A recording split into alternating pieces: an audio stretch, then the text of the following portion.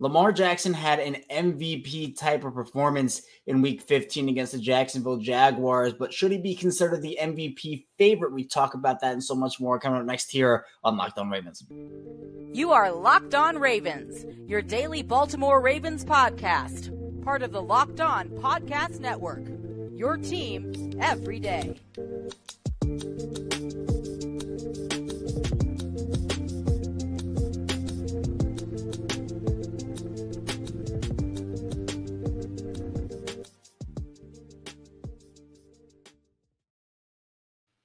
Welcome into another edition of Locked On Ravens, your daily Baltimore Ravens podcast. I'm your host, Kevin Ostreicher of Ravens Wire here on the Locked On Podcast Network, your team every day. Thank you so much for being here and making Locked On Ravens your first listen each and every day. We're free and available on all podcasting platforms. That includes over in video form on YouTube. As today's episode of Locked On Ravens is brought to you by LinkedIn. LinkedIn Jobs helps you find the qualified candidates who want to talk to you faster. Post your job for free at linkedin.com/LockedOnNFL. That's linkedin.com/LockedOnNFL to post your job for free. Terms and conditions apply. We're a 5-day-a-week Ravens podcast, and obviously sometimes more. We do live streams after every Ravens game. We did one last night after the Ravens clinched the playoffs, defeating the Jacksonville Jaguars 23-7 in Week 15. So a very luxurious victory Monday for us here today. You can subscribe on YouTube, follow along in audio form to our show as well. We really appreciate both the audio and video communities. And you're not missing out if you're watching in video form one day. Maybe you want to watch in audio form the next or listen in audio form the next. You can do that. You're not missing out on any content. I appreciate everybody who is tuned in every single day here and is an everydayer to the show. Maybe you have a couple of days that you listen a week, or maybe it's your first time in. I appreciate you for tuning in as well. We do analysis, news, updates, tell a friend, tell a family member, and it's word of mouth still a big thing. So be sure to tell people that we are here for them on Locked On Ravens. We're going to be talking about the man, the myth, the legend, Mr. Lamar Jackson here today. And of course we are, because he had an MVP type of performance. And I think some people understand the gravity of what we saw on Sunday night in that game against Jacksonville, but I don't think others do. I think some do and some don't. So I want to get into why that was an MVP performance and why, in my opinion, he should be in the at this point, it's a two-team race, right? We'll talk about that, but why he should be the favorite, albeit probably by a very slight margin considering what we have coming up in Week 16. So we'll talk about Lamar, but then we'll also get into a Ravens and Jaguars recap, obviously just talking in general about what the game was, who did well, who didn't. If you want an instant reaction, be sure to check out our stream from last night, or I guess early this morning, 12 a.m. when we went live. And also we will talk about Keaton Mitchell, the unfortunate news from Sunday's game where Keaton Mitchell is going to be done for the season. John Harbaugh reveals, so we'll talk about how Baltimore can replace him. So let's talk about Lamar. I mean, first we'll get into the stats right now. 14-24, 171, 1 touchdown, 1 interception. That does not scream MVP level, right? The passing yards, the completion percentage on those throws there, only 1 touchdown. That's not screaming MVP. Now, he did also have, just for reference, 12 carries for 97 yards, averaged 8.1 yards per carry. But this is why, to me, the people who watch box scores, the box score watchers, right? People who only look at the passing yards and the passing touchdowns and all of that, I don't think that they understand the full game. Because, look, I'm not trying to take away anything. Not one thing from what Brock Purdy's been doing this season. Nothing from what Brock Purdy did on Sunday, right? 16-25 for Brock Purdy against the Cardinals with 4 touchdowns, 242 passing yards there for him. So again, I'm not taking away from it, but for Lamar, it's a different type of, how does Lamar help his team compared to how does Brock Purdy help his team? It's different. Both guys are great players. Both guys help their team. But my thing with the MVP, and I know it's not taken this way every single season. I mean, obviously, if you talk about MVP for the past, probably for the entirety of LeBron James's career, save about maybe 5 or 6 years, he should have won MVP if it's most valuable player.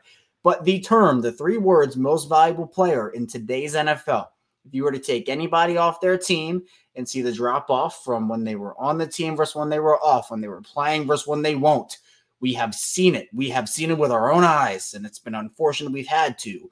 But Lamar Jackson, to me, is the most valuable player. Now, when talking about performance, I mean, I'll pull up some stats from, I'm recording this before the stats have been updated for the most part for quarterbacks for this week. But, last week's stats are all the same. Brock Purdy comes in 4th in passing yards compared to Lamar being tied for 14th. Passing touchdowns, Brock Purdy comes in 3rd. I think now he might be 1st, honestly, now, or maybe 2nd behind Jared Goff. But then Lamar was 17th. And then you look at things like touchdown percentage, like those are the things, like Brock Purdy number 1, Lamar number 16. But then completion percentage, I mean, Lamar's there he's at number 8 or tied for 8, Brock Purdy number 1. So again, it comes down to me where, look, Lamar is still a top 6 quarterback in average air yards per attempt. He's a top 5 quarterback, or actually top 4. He's tied for 4th in yards per attempt. I mean, this is a player that, to me, passing yards don't tell nearly the whole story, and we can talk about that because we saw it again on Sunday night where Gus Edwards vultures a touchdown from Lamar. So when you're talking about, Lamar passing touchdown-wise, he only has 16 passing touchdowns this season, and then you look across the way and you see, hey, that guy Gus Edwards there, he scored a couple touchdowns this season, and some people might say, just a couple. He only has like 4. No, Gus Edwards has 11 touchdowns this year. He has 11 touchdowns, and so if you I'm not saying Gus would have no touchdowns this season. If, he was there, he'd probably have a few, right? But those 11 would put Lamar ahead of Brock Purdy for touchdowns, 27 compared to 25 heading into the week 15 games, excuse me. But you look at what Lamar did on the field on Sunday night. Again, the box score stats won't wow you, but I saw precision. I saw patience. I saw a guy who was just dicing up a defense left and right for the most part. Did have the one bad interception. But this is a player that teams just can't get down. And this was a performance where he made multiple highlight plays.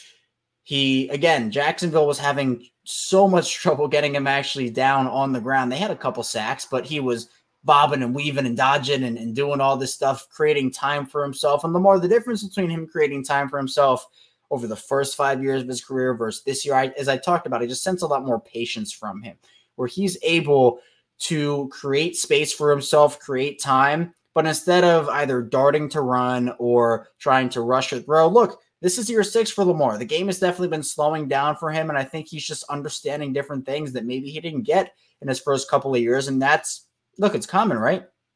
Every young player has those moments where they learn, they make mistakes. Lamar had plenty, but now he's trying to find the open man, make sure his receivers can get open, and just make sure his guys can help him out and not trying to do everything himself. He still runs when he has to, right? He still does that, but he has been very vocal and very open about, hey, I like to throw the football. I'm going to throw.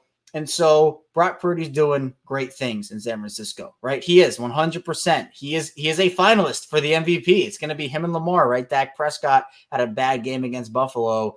He was probably the favorite, or at least one of them. But I want the award to be more than just, look, here is pure passing yards. Here is pure passing touchdowns. It should be a lot more than that. And look, frankly, if the award was that, Lamar wouldn't win it, because that's not how the Ravens offense goes about things, not how they produce their points and produce their yards. But Lamar has been an efficient quarterback, and he's been somebody that helps the Ravens win week in and week out. And if you take him off the team, if you take him out of that offense, to me at least, that Jacksonville game becomes a lot different, and the whole season obviously becomes a lot different. So I thought Lamar was really, really good in this game and made really great decisions across the board for the most part, right? Again, a couple mistakes here and there, but I was very impressed with him. And look, it's prime time. It's a game where you clinch the playoffs. The Ravens are the number 1 seed in the AFC, the first team to clinch the playoffs in the AFC.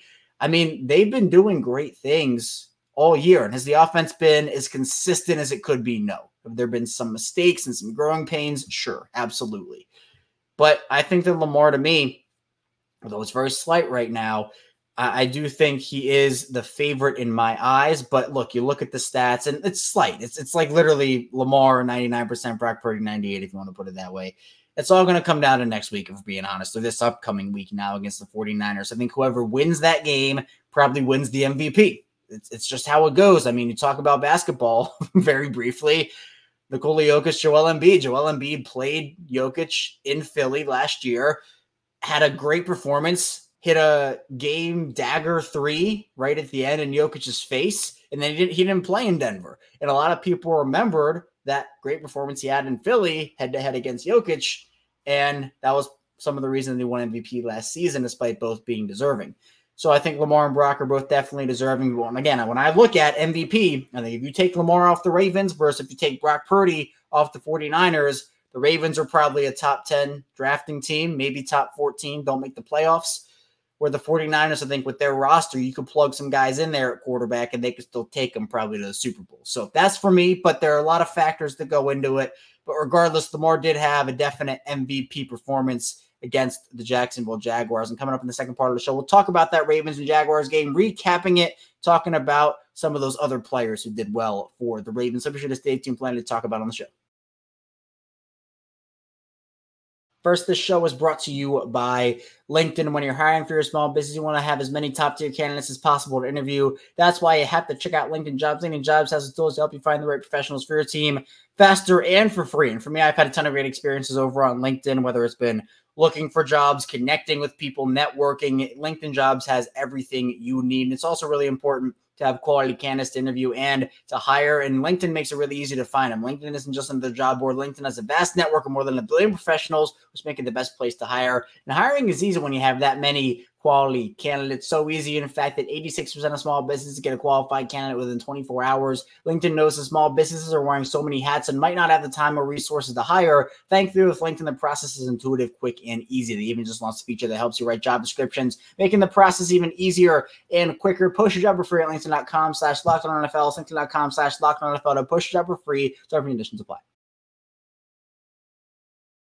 We're back. It's our second segment of Locked On Ravens. Kevin Allshaker still talking with you here about the playoff-bound Baltimore Ravens. They will be representing, or one of the teams representing, the AFC come playoff time. And who knows, maybe it'll be in the 1 seed. They are looking increasingly likely to get that, but the season is not over. Job is not finished, as many people like to say. But let's talk about the Ravens and Jaguars game from, again, just a general recap perspective here.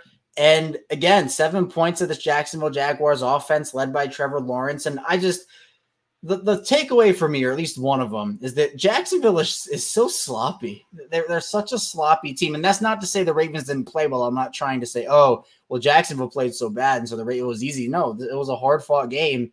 But it was mistake after mistake after mistake, mainly for the Jacksonville offense, who really just could not get anything going. And when they did, they just couldn't capitalize. 2 missed field goals by Brandon McManus early. Trevor Lawrence just literally drops the ball. I have no other explanation for what happened there. Did it later in the game, too, after getting sacked by Justin Madubuike, although that one was a little more forced. But then you have other guys, too, on Jacksonville, just making a mistake here, a mistake there. And just some of the decisions, at the end of the half clock management from Jacksonville was just brutal. It was a play where Marcus Williams makes a tackle out. The guy was in bounds. The Jacksonville receiver was in bounds, and clock runs out. They don't get any points after taking it down to Baltimore's right around like the 5-yard line. We mentioned Lamar. Keaton Mitchell will get to in the final part of the show, but he did have 9 carries for 73 yards. Gus Edwards had 16 for 58 and that touchdown. But, I mean, receiver-wise, Isaiah Likely was the guy. 5 for 70 and a touchdown, and it was incredible. An absolutely incredible play where Lamar, again, he kind of escapes, ducks out, and then throws up a ball. It's kind of a prayer. Was not the safest throw I've ever seen Lamar Jackson have.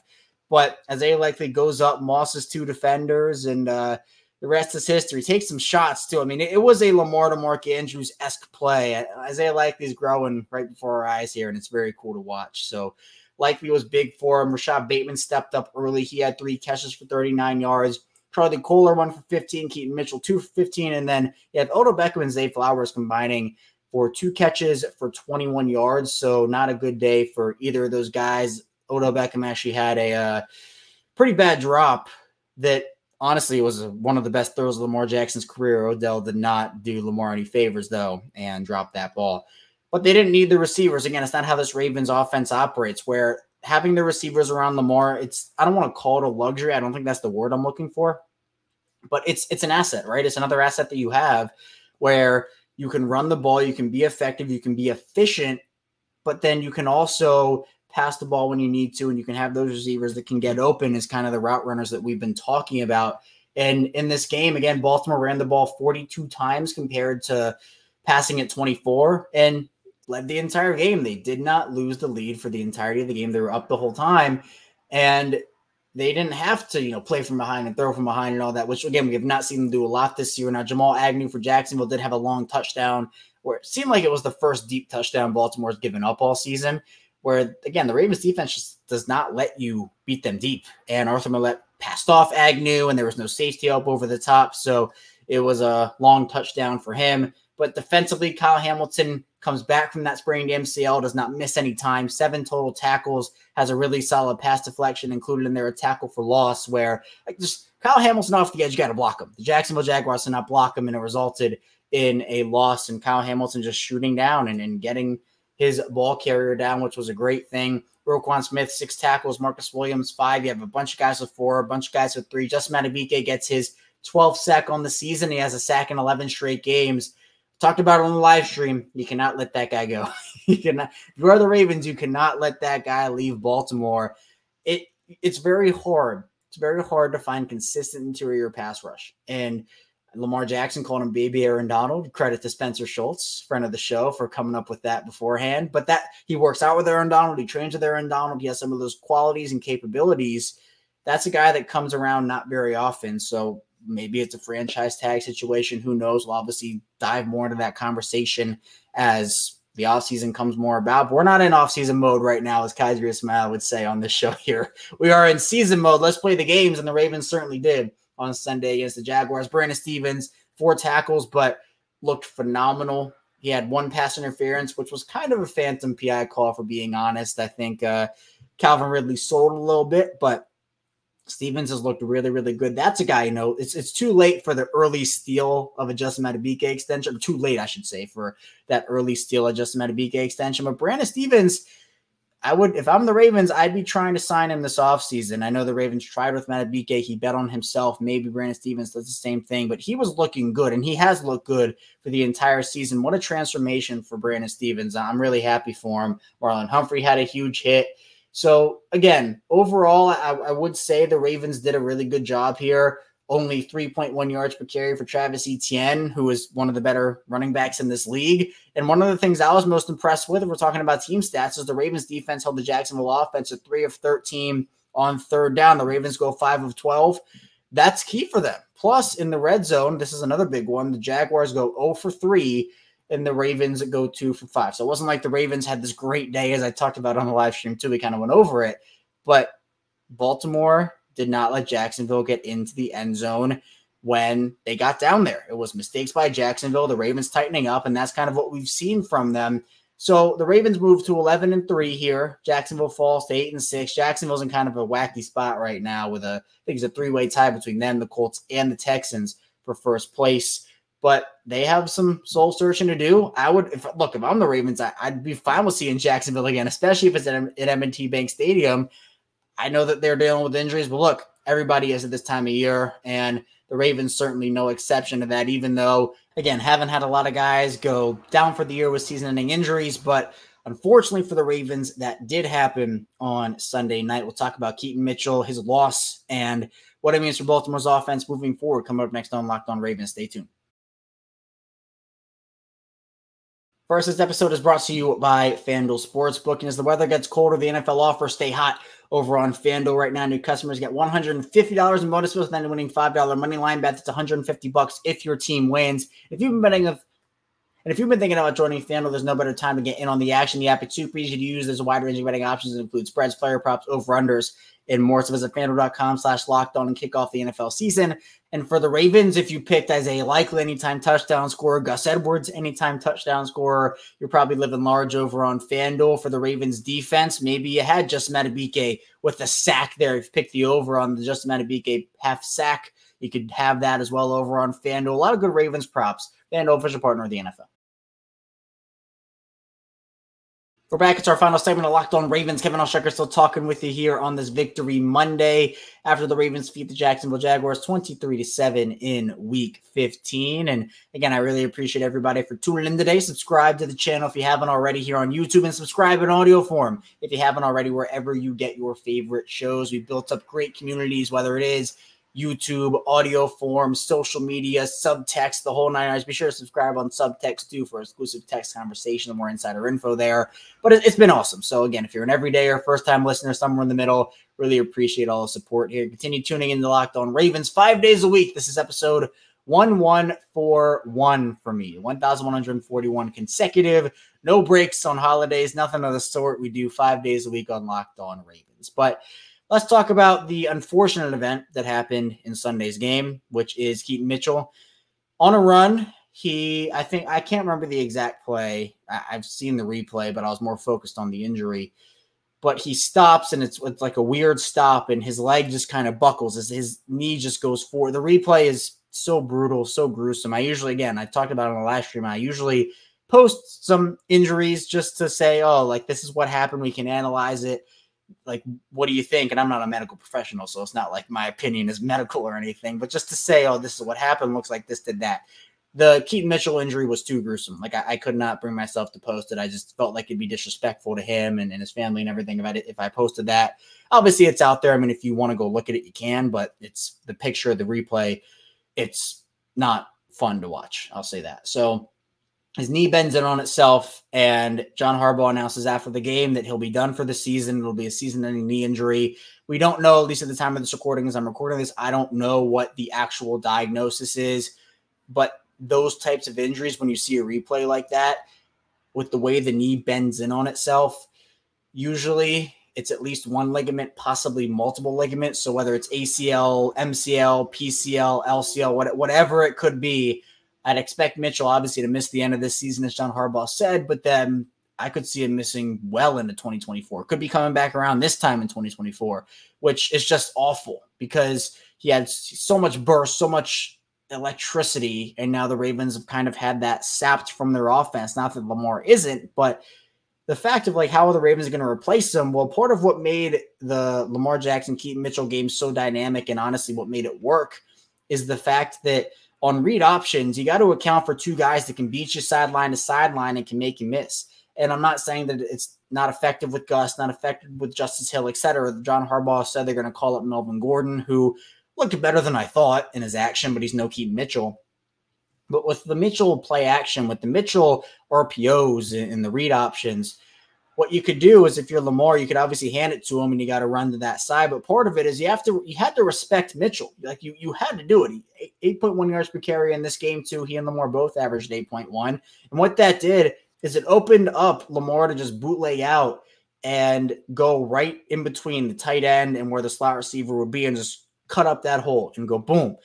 Now with the Justice Hill, do you respect Justice Hill as much if you're defense? Still got to respect him. He is still playing decently good football, but he's not Keaton Mitchell. He's not as fast as Keaton Mitchell, not as elusive. I say he has a little more power to him, but we've seen Lamar Jackson and Justice Hill struggle on the exchange and the mesh point this year.